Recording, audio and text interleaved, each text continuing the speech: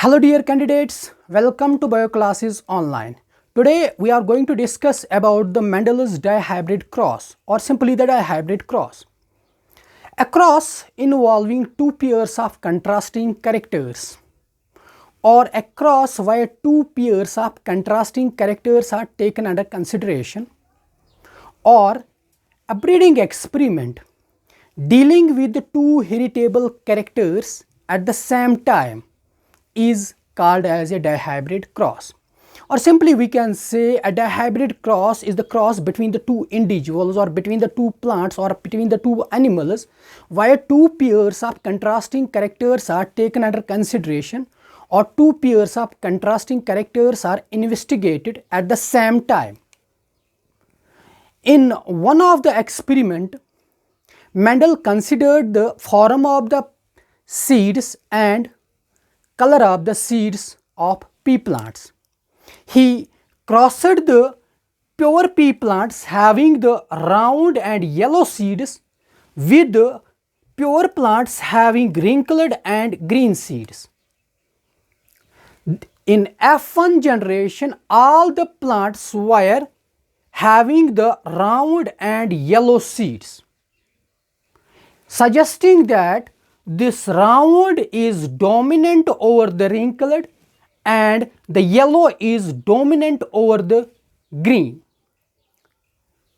The next setup Mendel carried out, he allowed these F1 generation plants to reproduce by means of a self-pollination.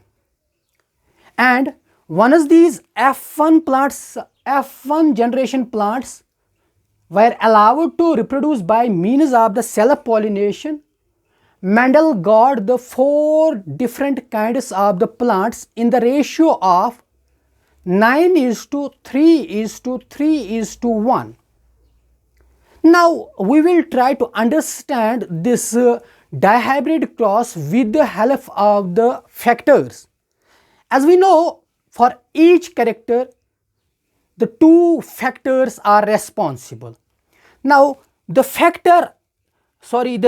character that is the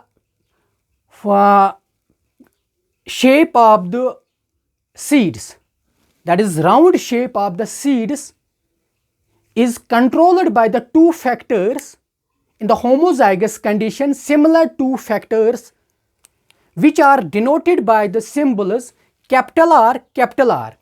In the same way, a homozygous yellow seed character is controlled by the 2 same factors which are denoted by the symbols capital I, capital Y. And here again, the homozygous wrinkled seeds are controlled by the 2 same types of the factors which are denoted by the symbols small r, small r. And the homozygous green color of the seeds is also controlled by the 2 same type of factors and are denoted by the small y, small y. Once these plants were allowed to cross between each other and the gametes were first formed. The gametes, as you know, the gametes will carry only one of the factor from the pair.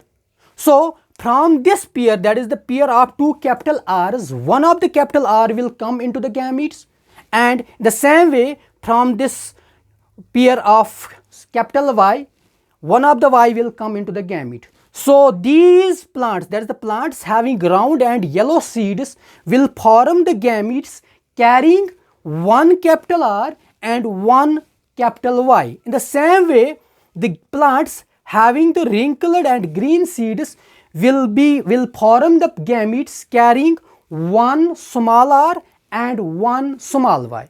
Once these gametes are allowed to fertilize with each other, the capital R from these gametes will come and the small r will come from this gamete. So the genotype of this plant will be having the capital R, small r. In the same way, capital Y will come from this gamete and small y will come from this gamete. So overall, the seed which is formed here will have the genotype of capital R, capital Y, small y. And these seeds, once they were sowed, and the plants which grew from these seeds were all the round and yellow seeded, indicating that the round is dominant over the green colored and yellow is dominant over the green color of the seeds. Or we can say here that this capital R is now the dominant factor, while as the small r is the recessive factor. That is why this capital R expresses itself but does not allow the small r to express. In the same way, this capital Y expresses itself in presence of the capital small y and does not allow the small y to express. And so we can say the capital Y is the dominant factor and the small y is the recessive factor. And so these plants were all the having the round and yellow seeds. Once these plants were allowed to reproduce by means of the self-pollination, that is pollinating among themselves, you can see here these plants can form the 4 different types of the gametes. One of the type of the gamete will be carrying the capital R, capital Y, as you can see here. And the second type of the gametes will be carrying the capital R, small y. And third type of the gametes will be carrying the small r. Now cross the small r with these yellow color factors. Small r, capital Y. And fourth type of the gametes will be carrying the small r, small y. So as you know that at the top of this CSIR, that is the Punnett CSIR, for the in order to understand the outcome of, or in order to understand the, or in order to predict the outcome of this cross, that is the self-pollination of the F1 gene, we have to draw the Punnett CSIR. And in the Punnett CSIR, on the top of the Punnett CSIR, we are writing the male gametes. And as these plants were allowed to reproduce by means of a self-pollination, they were allowed to pollinate among themselves. So same type of female gametes will be formed as the male gametes. So male gametes are written on the left side of the CSIR. So 4 types of the male gametes, same, and the 4 same type of the female gametes carrying the capital R, capital Y, one of the gamete, capital R, small y, second type of the gamete, small r, capital Y, third type of the gamete, small r, small y. So how many CSIRs we need to draw in the Punnett CSIR? That is 4 into 4, that is the 16. And as you can see now, we have to the next step in the Punnett here is that we have to cross these gametes with each other. First we will cross the female gamete with all the male gametes.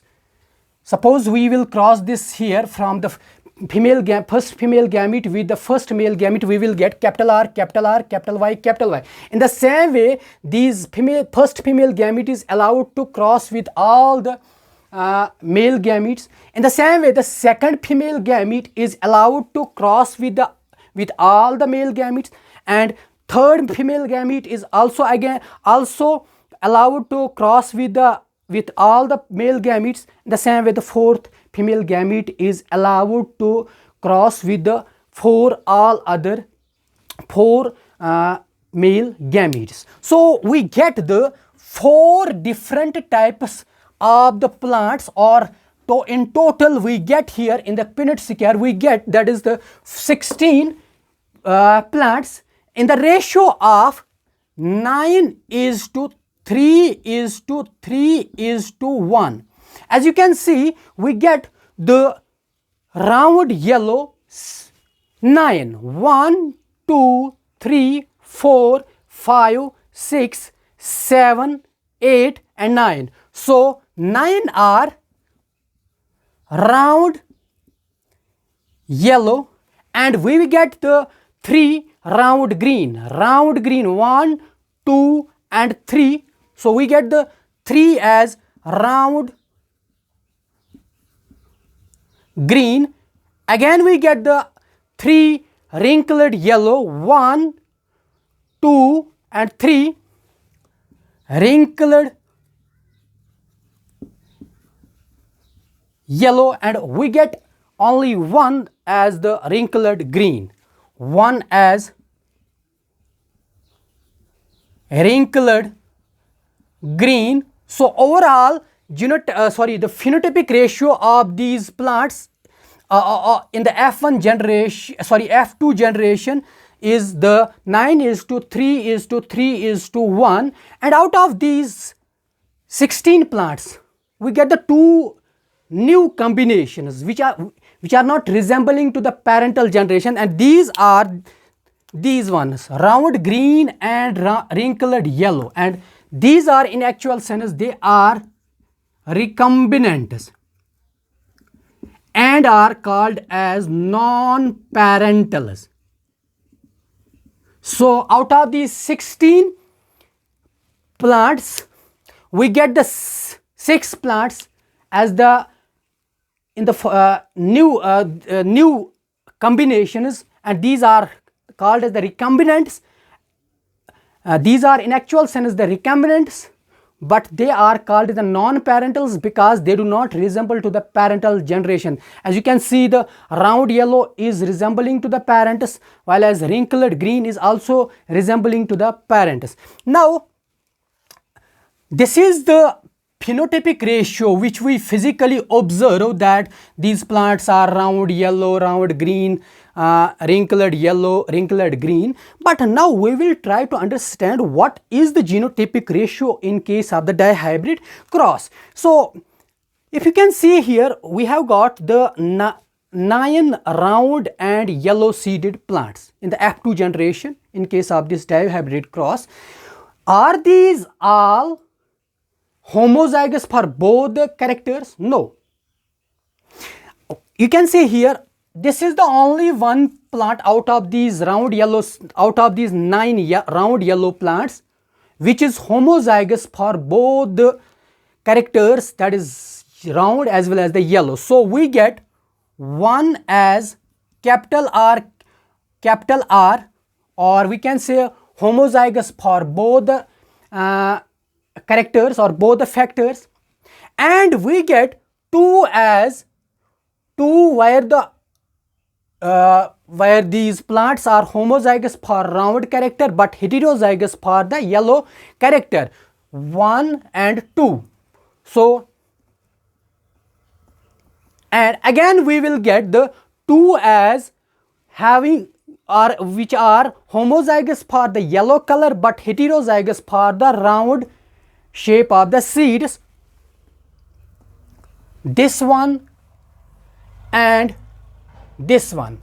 And we have here the 4 plants which are heterozygous for both the characters, that is the round as well as the yellow, 1, 2, 3 and 4. So these 9 is in actual sense in the genotypic ratio of 1:2:2:1. Now we will try to know these 3 plants, that is the round green plants. Are they in actual sense the homozygous for both the characters? No. 1 out of these 3 plants will be homozygous for both the conditions. That is, 1 is homozygous for both, that is the round as well as the green. Green color will be expressed only when it is in the homozygous condition. But you can see 1 is in the homozygous condition for both the characters, but the 2, that is 1 and this one, the second one, that are heterozygous for round but homozygous for green. So these 3 are in the ratio of 1:2. Now we will try to know this 3 one in the phenotypic ratio, that is the wrinkled yellow. In wrinkled yellow, one of the plant is homozygous for both, while as two are homozygous for round but heterozygous for yellow. So overall genotypic ratio of the, in the case of the dihybrid cross, is 1:2:2:4, 1:2, 1:2, and wrinkled is always in the homozygous condition, it is 1.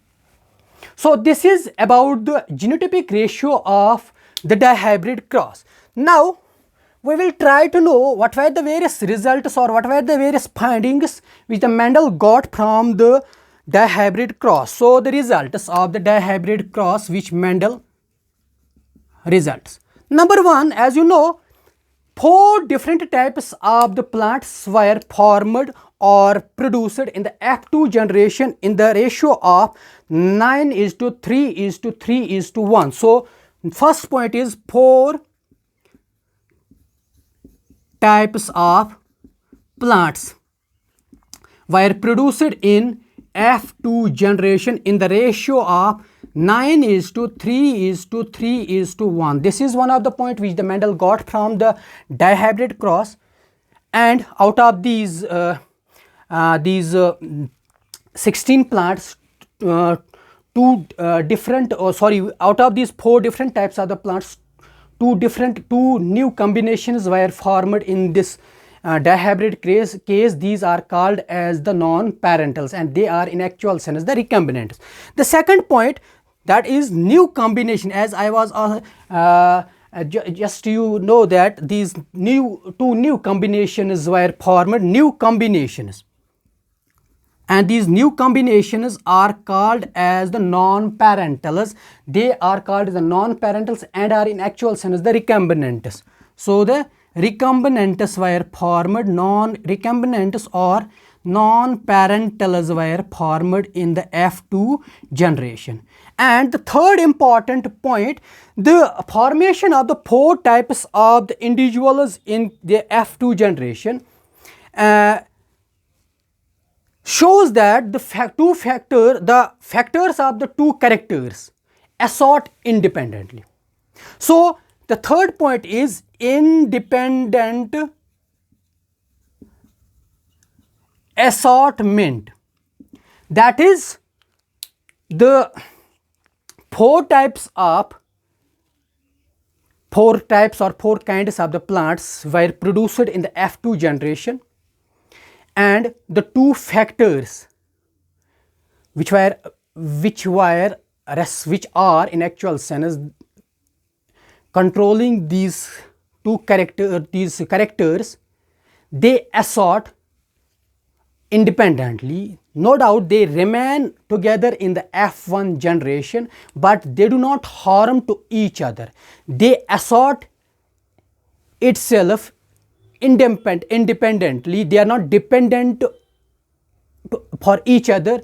They are not dependent on each other for their assortment or for their separation.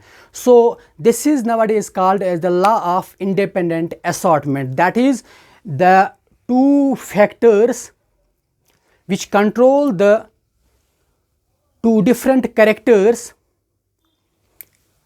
assort independently.